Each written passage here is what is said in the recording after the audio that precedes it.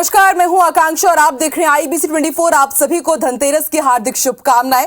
तो 10 बजे रात पूरे दिन की बात में हम आपको आज सुबह से लेकर के रात तक की तमाम बड़ी खबरों का पूरा अपडेट बताते हैं। ये बुलेटिन की शुरुआत करते हैं वर्ल्ड कप से जुड़ा हुआ बड़ा अपडेट आपको बता दें। साउथ अफ्रीका ने अफगानिस्तान को हरा दिया है। 5 विकेट से साउथ अफ्रीका जीत गया है। साउथ अफ्रीका के सामने 245 रनों का टारगेट था।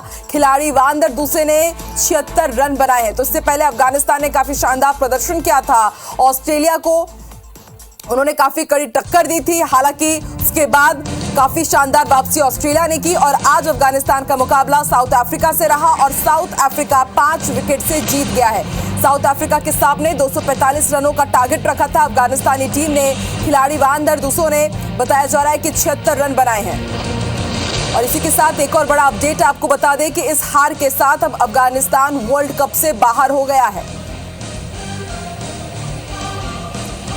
यदि आज साउथ अफ्रीका से जीत जाता अफगानिस्तान तो उसकी उम्मीद बरकरार थी कि वो वर्ल्ड कप में बना रहता, लेकिन साउथ अफ्रीका ने अफगानिस्तान को हरा दिया है और इस हार के साथ अफगानिस्तान अब वर्ल्ड कप से बाहर हो गया है।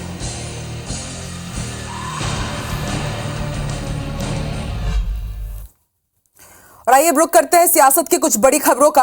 रायपुर उत्तर विधानसभा में मुख्यमंत्री भूपेश बघेल की सभा के बाद कांग्रेस कार्यकर्ताओं के 2 गुटों में जमकर मारपीट हो गई। पुलिस को विवाद सुलझाने के लिए कार्यकर्ताओं को खदेड़ना पड़ा। विवाद में गौरव पटेल और सृजन पटेल नाम के 2 युवकों का सर फट गया। कुछ युवकों को जमीन पर गिराकर मारने की बात भी सामने आई है। घायलों को इलाज के लिए जिला अस्पताल में ले जाया गया, लेकिन वहां भी दोनों गुटों के लोग आपस में भिड़ गए।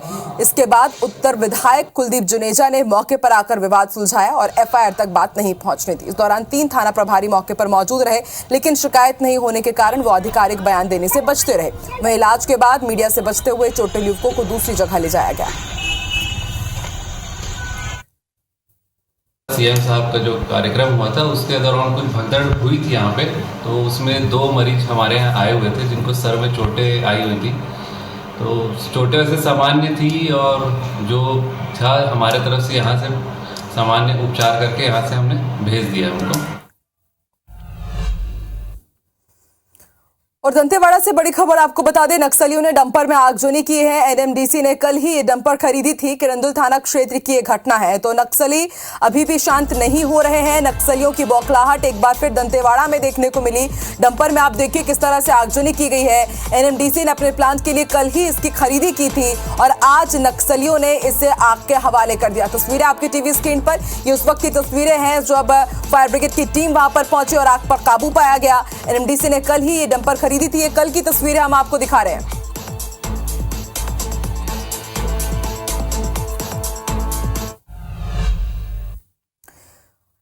अपने बयानों को लेकर अक्सर सुर्खियों में रहने वाले कांग्रेस के वरिष्ठ नेता आचार्य प्रमोद कृष्णम ने आज एक बार फिर अपनी ही पार्टी को घेरा है। कैसे, देखिए। मैंने महसूस किया है कि कांग्रेस में कुछ ऐसे नेता हैं जिन्हें राम मंदिर से नहीं, राम से भी नफरत है। हिंदुत्व से नहीं, हिंदू शब्द से नफरत है। हिंदू धर्मगुरुओं को अपमान करना चाहते हैं। उनको अच्छा नहीं लगता कि कोई हिंदू धर्मगुरु पार्टी में रहे। प्रधानमंत्री नरेंद्र मोदी के छत्तीसगढ़ दौरे पर कांग्रेस प्रदेश अध्यक्ष दीपक बैज ने निशाना साधा है। उन्होंने कहा कि जब से चुनाव की शुरुआत हुई तब से प्रधानमंत्री छत्तीसगढ़ आ रहे हैं। PM ने चुनाव से पहले छत्तीसगढ़ को झांक कर नहीं देखा, वो सिर्फ सत्ता हासिल करने के लिए छत्तीसगढ़ आ रहे हैं। केंद्र के नेता छत्तीसगढ़ के लोगों को डराने का काम कर रहे हैं। वहीं साजा विधानसभा क्षेत्र में भाजपा नेताओं के डेरा डालने पर कहा कि भाजपा वहां हिंदुत्व का कार्ड खेलना चाह रही है, लेकिन वो सफल नहीं होंगे।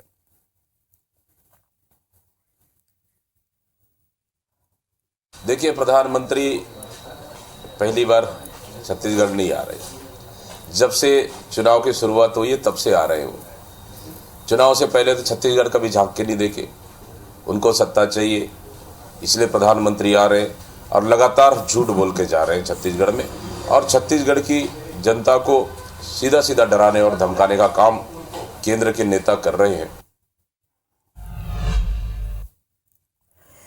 केंद्रीय मंत्री ज्योतिरादित्य सिंधिया ने कटनी के कैमोर में एक जनसभा को संबोधित किया और कांग्रेस पर हमला बोला।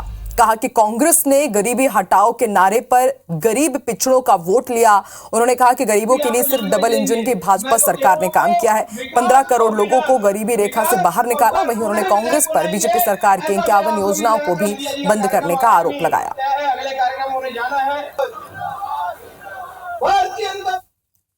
कांग्रेस पार्टी ने गरीबी हटाओ के नारे के आधार पर मेरे आदिवासी समाज के वोट लिए, मेरे दलित समाज के वोट लिए, मेरे पिछड़े वर्ग समाज के वोट लिए, एक एक समाज के वोट लिए, लेकिन गरीब को गरीबी से उठाने का काम कभी नहीं किया मेरे भाई और बहनों। केंद्रीय मंत्री ज्योतिरादित्य सिंधिया शुक्रवार को सागर पहुंचे और सुर्खी विधानसभा के राहतगढ़ में चुनावी सभा को संबोधित किया। इस दौरान उन्होंने कांग्रेस की 15 महीने की सरकार पर वादा खिलाफी का आरोप लगाया। सिंधिया ने कहा कि कांग्रेस की 15 महीने की सरकार झूठ और लूट की है और अब मध्य प्रदेश को उन्होंने खोखला किया। बीजेपी ने जन्म से मृत्यु तक के लिए योजनाएं बनाई हैं। राहतगढ़ में जिस स्टेडियम में कल कमलनाथ जी उतरे थे, वो भी आपके आशीर्वाद से गोविंद सिंह ने बनवाया। उन्हें स्टेडियम नहीं दिखता, उन्हें राहतगढ़ की सड़कें नहीं दिखती। कमलनाथ जी 25 साल से इस सुर्खी क्षेत्र में, सुर्खी क्षेत्र के मतदाताओं की गुलामी सुर्खी क्षेत्र नहीं, गोविंद सिंह राजपूत कर रहा है। मध्य प्रदेश का मंत्री नहीं, आपका भाई है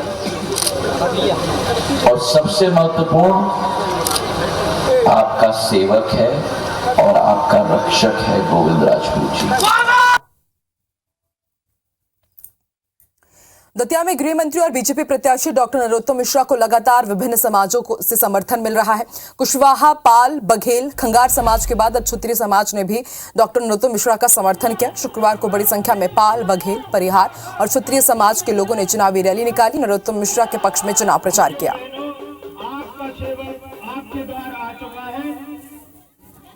अभी तो कुछ भी शक्ति दिखाई नहीं दी है। वो लोग झूठ बोल रहे हैं कि हमारे साथ 80% है, उनके पास 15% भी ठाकुर नहीं है। सही जो क्षत्रिय है, जिनको कोई दलाली या कोई रिश्वतखोरी से मतलब नहीं है, वो सिर्फ सब मंत्री जी के साथ है। सभी क्षत्रिय बंधु सभी प्रकार की ठकरा से 3, 13, 36 की जो मंत्री जी का भरपूर सहयोग कर रही है। का जो सम्मान नरोत्तम जी ने किया है, शायद समझाने में भी ना किसी ने किया हो। बहुत बढ़िया, बहुत बढ़िया।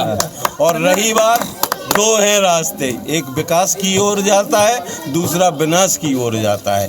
और जो प्रतिद्वंदी है उसको विकास कुछ किया ही नहीं, उसको कोई विकास नहीं दिखता।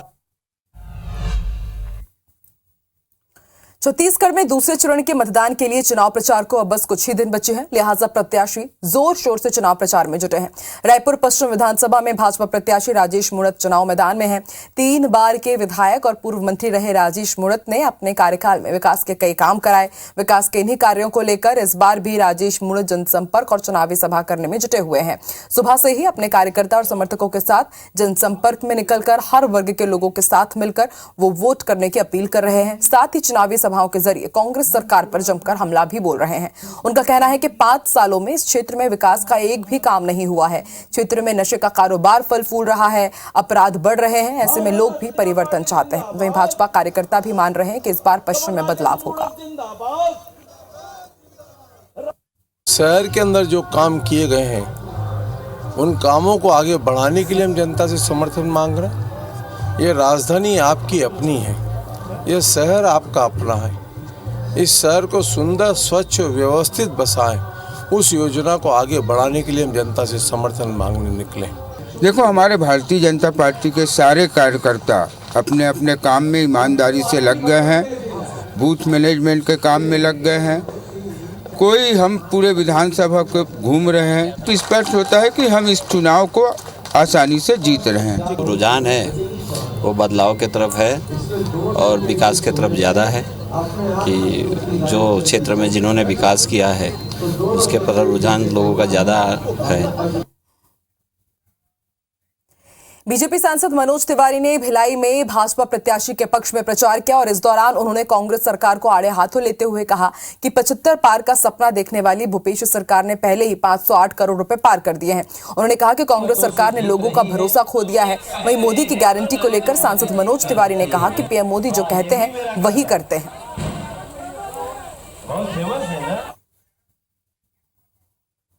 नरेंद्र मोदी जी जो कहते हैं वो करते ही हैं, वो तो जो नहीं कहते वो भी कर देते हैं। और इसके बाद अब मैं जब भी देख रहा हूं किसी छत्तीसगढ़ के व्यक्ति को, तो वो जब से सुन रहा है कि सत्ता में रह के भूपेश जी ने सट्टा का खेल खेला, आदमी के चेहरे का भाव बदल जा रहा है कि हमने किस पे विश्वास कर लिया। वहीं केंद्रीय वित्त मंत्री निर्मला सीतारमण आज इंदौर पहुंची और उन्होंने प्रियंका गांधी पर निशाना साधा। कहा कि प्रियंका राजस्थान में कभी करप्शन, महिला सुरक्षा को लेकर सवाल नहीं पूछती। 1984 के सिख दंगे के लिए कांग्रेस की ओर से केवल मनमोहन सिंह ने ही माफी मांगी। वहीं पेट्रोल को जीएसटी स्लैब में लाने पर कहा कि अरुण जेटली के समय से भाजपा पेट्रोल डीजल को जीएसटी में लाने के पक्ष में है, लेकिन उसके स्लैब का निर्णय जीएसटी काउंसिल करेगा।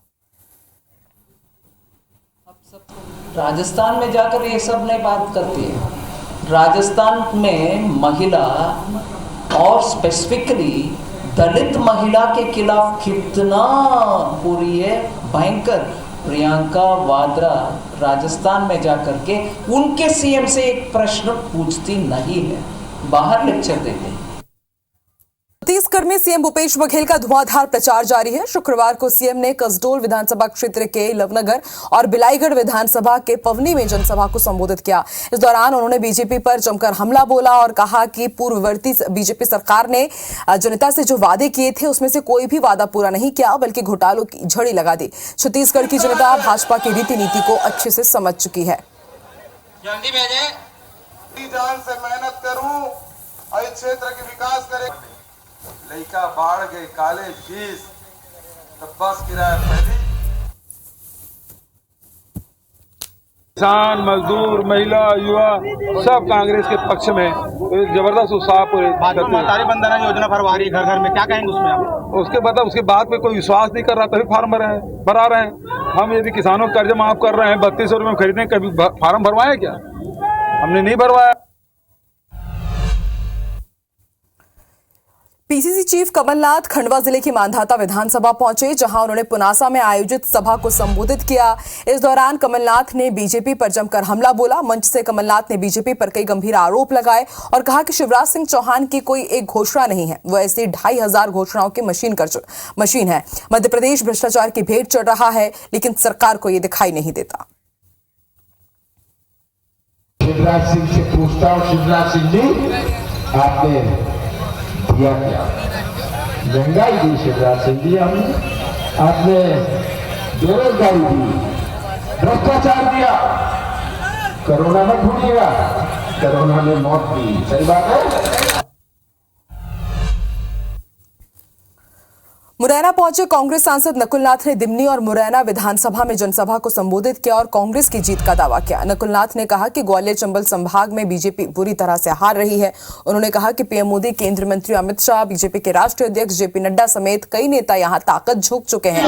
इसके बाद भी ग्वालियर चंबल संभाग में कांग्रेस भारी बहुमत से जीत रही है। उन्होंने आगे कहा कि मुरैना जिले में कई बड़े नेता हैं, कृषि मंत्री भी हैं, लेकिन मुरैना में किसान खाद और बीज के लिए भटक रहे हैं।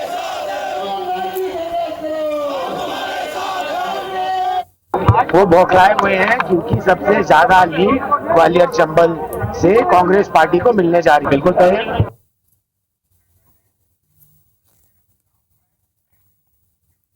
कांग्रेस के राज्यसभा सांसद और फिल्म अभिनेता राज बब्बर आज ग्वालियर चंबल अंचल के दौरे पर रहे। इस दौरान उन्होंने ग्वालियर, भिंड और मुरैना में चुनावी सभाओं को संबोधित किया, जहां बीजेपी और शिवराज सरकार को जमकर निशाने पर लिया। वहीं राज बब्बर ने IBC 24 से बात करते हुए कहा कि मध्य प्रदेश में साल 2018 का माहौल है, बीजेपी को बदलने के लिए लोग आतुर हैं। पिछली बार हमारी लोगों ने सरकार को तोड़ दिया था, जनादेश का अपमान किया था, लेकिन आज वो स्थिति नहीं है। जिन्होंने जनता के जनादेश को बेचा है, अब वोटर्स उन्हें सबक सिखाएंगे। देखिए साहब, मैं जो है 2018 का जो माहौल था, मैं उसको देख रहा हूँ कि लोगों में एक उत्साह था बीजेपी को बदलने का, और वो जो है कुछ अंदर के लोगों ने तोड़फोड़ कर ली और खरीद फरोख्त के साथ में इस सरकार को तोड़ दिया और दोबारा से मामा को ले आया। रायगढ़ में गुरुवार को हुए केंद्रीय गृह मंत्री अमित शाह के रोड शो पर अब सियासत शुरू हो गई है। एक तरफ जहां बीजेपी नेताओं का कहना है कि रोड शो में जिस तरह से लोगों का हुजूम उमड़ा था, इससे भाजपा के पक्ष में मजबूत माहौल बना है। लोग मोदी की गारंटी के साथ जाना चाहते हैं। रैली भाजपा के लिए संजीवनी का काम करेगी, तो इधर कांग्रेस अमित शाह के रोड शो को फ्लॉप बता रही है। कांग्रेस का कहना है कि भाजपा ने रोड शो का रूट अचानक कम कर दिया। रोड शो में सिर्फ त्योहारी भीड़ थी।